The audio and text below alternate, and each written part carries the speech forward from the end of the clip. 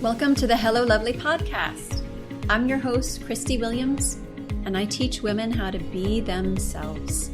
As an exclusive life coach for women, I'll teach you how to manage anxiety, make decisions you're confident in, and stop beating yourself up. So let's get started.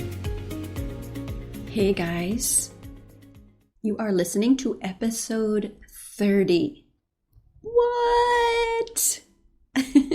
Do you guys know how much that means to me? I am just in total shock. I used to be somebody who did not trust myself to follow through or quit when things got hard. So 30 episodes represents 30 weeks plus so much more. So much emotional work, so much emotional growth and research to produce these for you. So I'm taking a minute to celebrate how incredible that is. And if there's been something that you've been wanting to do and holding back from, even if it's a podcast, imagine yourself 30 episodes in. That is exactly what is possible for you. And there is nothing different between me and you, babe. You can absolutely do whatever you want. If you have a desire to learn a skill, start a business, just change things up because it's something you've wanted to do and you have an interest in it, you can absolutely do it. So 30 episodes represents possibility, y'all. I am just so excited. So I'm happy to have you here also because of this topic, working hard versus wearing yourself out. You guys, this is humongous. As women, we want to get a lot accomplished. We are designed to get a lot accomplished. We can make things happen, let me tell you. And what can happen is we end up with a ton of stuff on our plate and wondering how the heck did we get committed to all this stuff? So I'm excited to share this topic with you in hopes that you can apply it, do a scrub for yourself, and be able to work hard but not wear yourself out. So how many things are you trying to do at one time? That question is to get your personal juices flowing today. How many things are you trying to do at one time? And why? I'm inviting all of you ladies to take a look at what you're doing and scrub it. This practice is an opportunity to make sure you're connected and lined up with what you're doing. You are just like a battery and you have the energy, not your goals. That means if you're trying to fuel too many things, you're going to wear out and not be able to power what you really want. Women are built for working hard. We love it. And that gets mixed up into multitasking. We get so proud of saying, oh, I'm a multitasker. Then we're getting home exhausted, wiped out, wondering why. But working hard does not have to be all tangled up in multitasking or saying yes to everyone or jumping into things from FOMO, which is fear of missing out. I had someone tell me recently they had to Google that. FOMO, it's fear of missing out.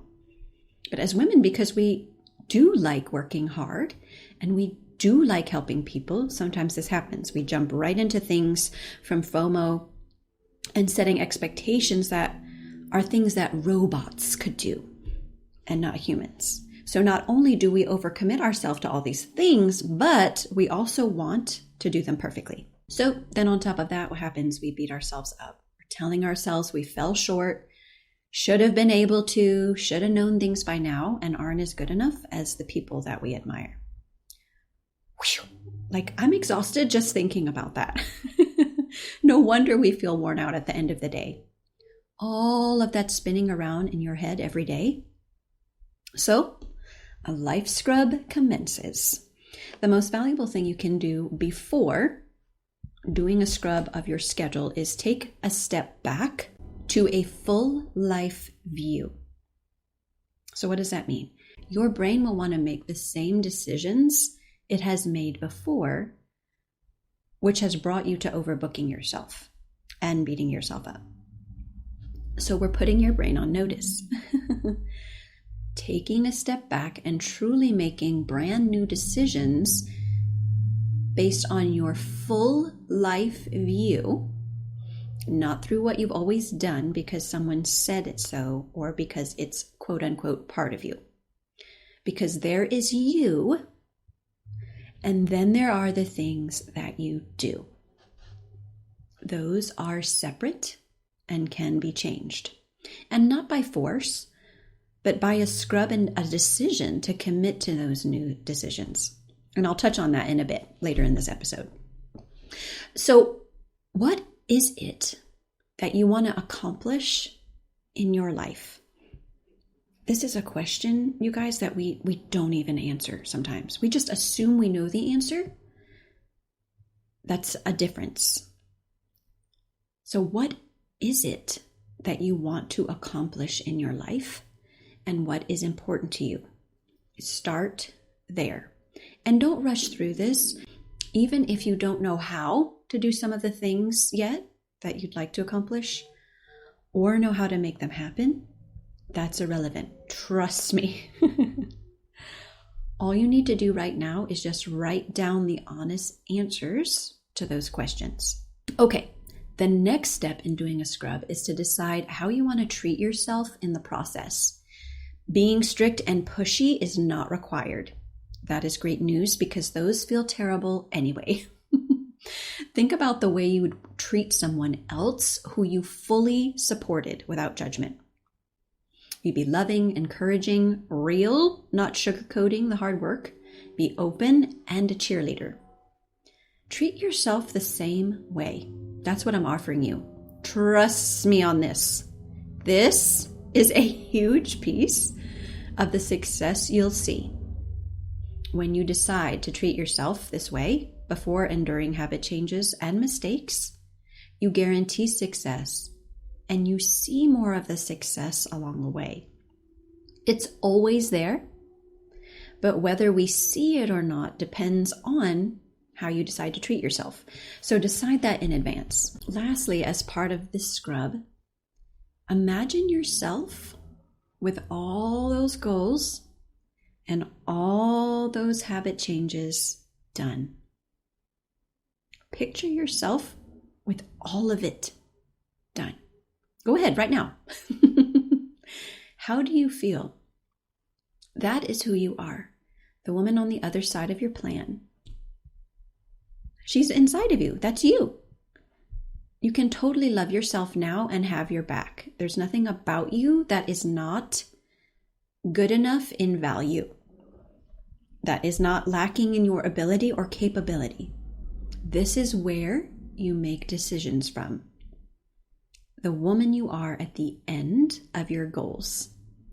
Because when you think forward that way, you'll feel less stuck.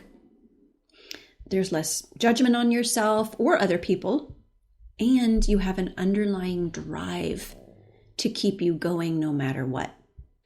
And you won't feel so much pressure to do it perfectly. So even with this podcast, as I mentioned earlier, as an example of this, I had no idea how I was going to do 30 weeks of podcasts a year ago, but I knew I was committed to it. I knew the woman on the other side of doing weekly podcasts could absolutely do it.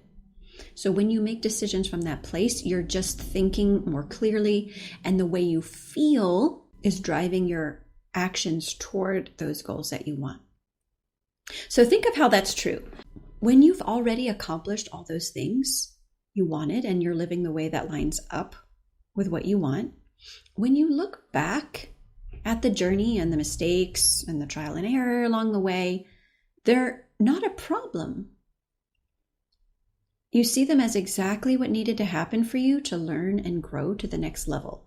I'm going to give you an example of this when I lost 40 pounds. There were definitely times on the days while that was in progress where I ate off plan. You know what I say to that now? So what? Because I know it had no effect on the ultimate outcome. But if I had been judgmental of myself and beat myself up along the way, like, I can't believe you, think about how that would have impacted the actions that I would take next. Probably quit, right? Which is exactly why I would quit in the past.